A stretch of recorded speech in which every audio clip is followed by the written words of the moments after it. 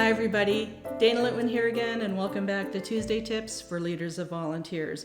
Today we're yelling Mayday, Mayday, as in distress. We are in distress as a sector, as governments are making more austerity budget cuts to basic social and human services, and miraculously, somehow, without more resources, nonprofits and NGOs are expected to pick up that slack, and that's simply not working. That's a bad downward spiral. May 5th through 11th is also Public Service Recognition Week in the USA, so honoring government staff, federal, state, county, local, and tribal.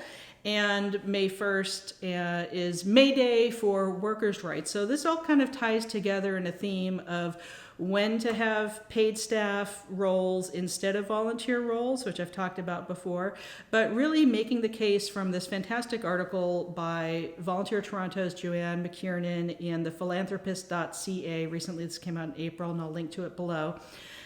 We can't expect volunteers to do everything for everybody and hold up all of society's needs on their own. It's simply not possible. There isn't the funding, there isn't the resources, and quite frankly, there just isn't the infrastructure among even large non-government organizations or nonprofits, even if they're national or global, that does not compare to the infrastructure and scale and capability of government services doing what they're supposed to do with tax dollars, which is have social safety nets and basic human services. And the article, Joanne's article, is specific to Toronto and Meals on Wheels and other food insecurity services. And I've worked with Project Open Hand here in San Francisco at the beginning of my career. So I also had many years in food banks and meal delivery services.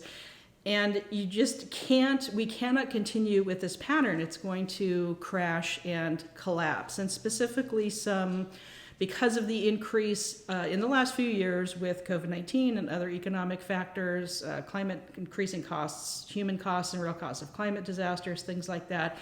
There's been, in the US, a 12% increase in homelessness recently, and more people across the world are having serious food insecurity. So there's never going to be enough volunteers to fill this need, and it's time to acknowledge that as a society. We really rely on volunteers for things we shouldn't. Another point that Joanne makes in the article is the lines between paid and unpaid labor are already being blurred. I've spoken before about how a lot of corporations are exploiting volunteering for a for-profit company, which you should never do, and that again gets to a labor issue around May 1st and Mayday on Mayday. And is it fair and decent for us as organizations or as individual leaders of volunteers to rely on volunteers and paid staff in the same roles, like meal delivery driver? And where do we draw that line? I have another video about drawing that line here. The sector is missing the mark on sustainability by replicating the exploitive systems off the backs of vulnerable volunteers. And that speaks in the article to efforts by the Canadian government to encourage new immigrants and refugees to get involved with their community by volunteering. But if someone's coming from a traumatic or exploitive authoritarian government system, or they're trying to escape something, is that really fair to then expect that group of people in particular to pick up the slack of government cuts and austerity? And some of the solutions to this include go to public meetings, be a gadfly. If you're not with a government agency that, for example, here in the States is forbidden from having any sort of political campaigning, if you're an NGO or a nonprofit and you don't have those constraints, and your mission in your work is directly impacted by government grants or cuts to funding the social safety net in your community, then yeah, be a gadfly. Go get your 2 or 3 or 5 minutes at a public board meeting for local agencies. I've also really proud that Rob Jackson just got a recent council seat in the UK in his area. And previously, my friend Jason Frenzel was council, or I think it might have been called ward member in Ann Arbor, Michigan. So whether you directly get involved and run for a local office, or as a leader of volunteers, that sounds overwhelming, then you may be able to just organize groups of volunteers or staff members to help keep up this political pressure, email campaigns, letter writing campaigns, petitions, things like that. The other way to counter this is to use data to get funding, and that case has been made and that research has been done really, really well with the Institute for Strategic Volunteer Engagement. And there's kind of some talking points of how to have the leaders, the CEO, the board members, the directors of development of your organization use data about volunteers and the value of volunteers directly to ask for more resources from funding.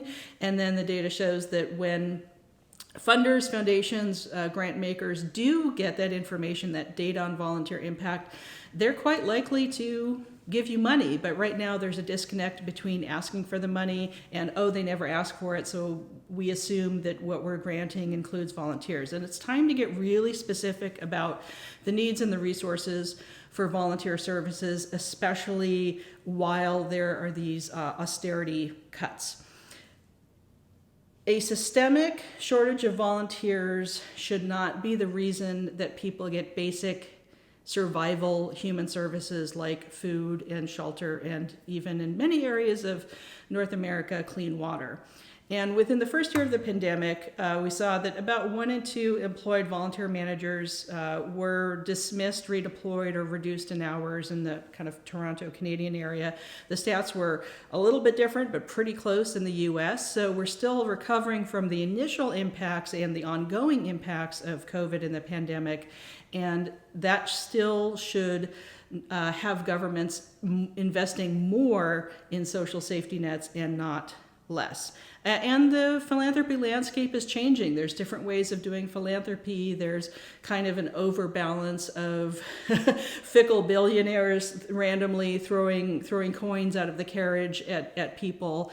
And that started to replace kind of more traditional funding. So there's ways to kind of improve the system of charity and have it be more about a system of social safety nets and solidarity rather than the whims of the ultra wealthy kind of driving policy and driving what we're able to do for social services. So time to, use the fantastic people power we have as leaders of volunteers and recognize that there are, for most people, there's less money, there's less availability, there's less of an interest in formal volunteerism, but mutual aid groups are doing fairly well. So maybe expand how you work with other community groups. That's kind of my third major tip of how to offset this over-reliance on volunteers is partner with informal mutual aid groups, other nonprofits that are doing this work. It may even be that your organization has a formal partnership or even merges services and shares and pools volunteers and staff resources to accomplish a similar or aligned goal. So I hope you enjoy these Tuesday tips, and I'll put the article link and a few more resources down below. Please like this video if you enjoyed it, share it with your friends and colleagues, and we'll see you next week with more Tuesday tips. Take care.